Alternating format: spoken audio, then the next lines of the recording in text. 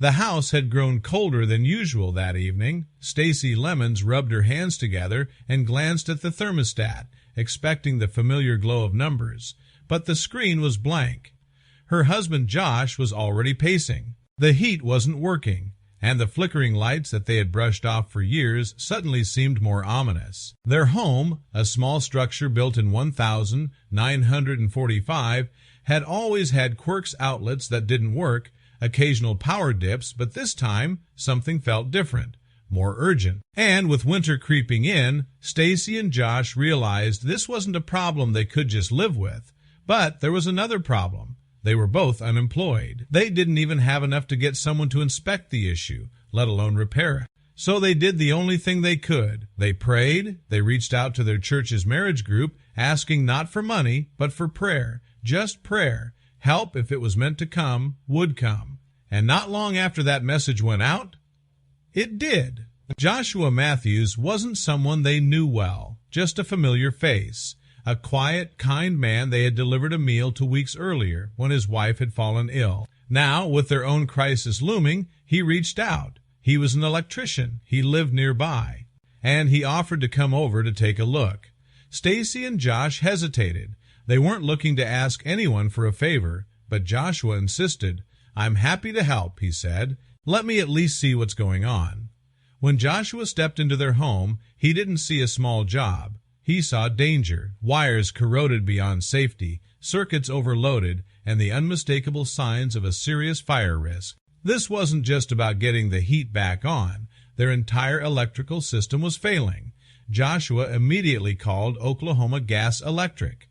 When the crew arrived, they pulled the meter without hesitation. "It's not safe," they said. "We can't allow the power to be turned on until this is fixed." With their home now completely without power, Stacy and Josh braced for the worst.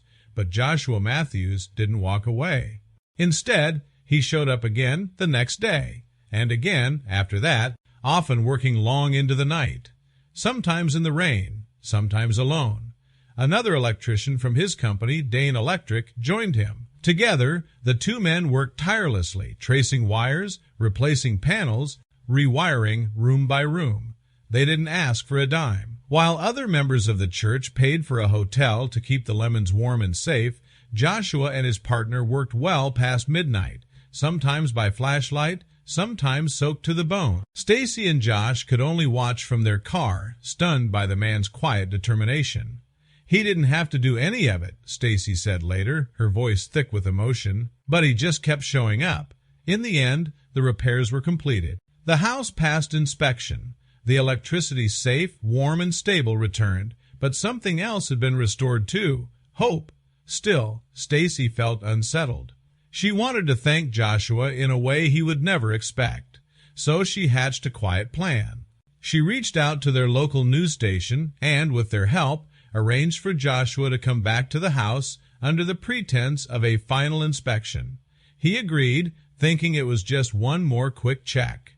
But when he stepped through the door, he was met not with a fuse box, but with a surprise, a reporter, a camera, and Stacy Lemons holding a small envelope. Inside was a $400 award, a gift from First Fidelity Bank through the station's Pay It Forward program. Joshua froze. "You don't have to do this," he said immediately. But Stacy stepped forward, hugging him tightly. "You didn't have to do what you did either," she whispered. "But you did." As the camera rolled, Joshua's eyes filled with tears. He wasn't used to recognition, wasn't seeking it. "It's just what anyone should do," he said humbly. "If you can help, you help." And that's when another part of his story came out, one that made what he did all the more meaningful. Joshua Matthews wasn't just an electrician, he was also a veteran, a soldier who had completed 2 tours in Afghanistan, a man who had served his country without asking for praise, and who now served his neighbors the same way. For the Lemons, the electricity in their home was back, but more importantly, a light had been lit in their hearts. Stacy, still emotional days later, reflected on the experience. "It's been humbling," she said, "but it's also been incredible to see people love just because they love, to give without expecting.